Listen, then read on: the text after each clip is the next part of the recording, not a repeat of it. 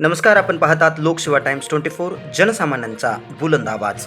महाराष्ट्र शासनाने माजी मुख्यमंत्री तथा जलसंधारणाचे प्रणेते सुधाकररावजी नाईक यांच्या 21 ऑगस्ट या जयंतीदिनी जलसंधारण दिन साजरा करण्याचा महत्त्वपूर्ण निर्णय घेतला आहे.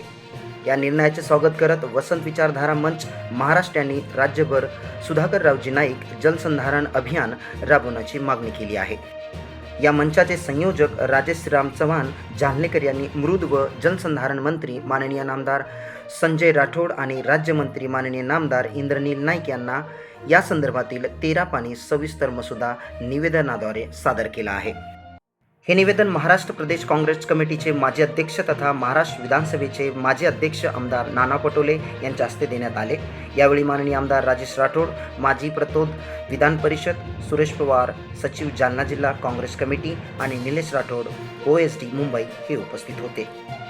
या निवेदनात 21 ऑगस्ट हा दिवस केवळ औपचारिक कार्यक्रम न राहता जल आंदोलन आणि जल चळवळ म्हणून राज्यभर लोकसहभागातून साजरा करण्याची मागणी करण्यात आली आहे.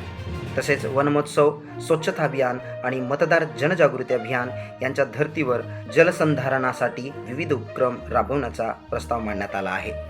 या मागणीची दखल घेत सुधाकररावजी नाईक जलसंधारण अभियान या मसुद्यावर पुढील आठवड्यात जलसंधारण विभागाचे प्रधान सचिव आणि वरिष्ठ अधिकाऱ्यासोबत बैठक घेण्यात येईल असे आश्वासन मंत्री संजय राठोड यांनी दिल्याची माहिती वसंत विचारधारा मंचाने दिली आहे.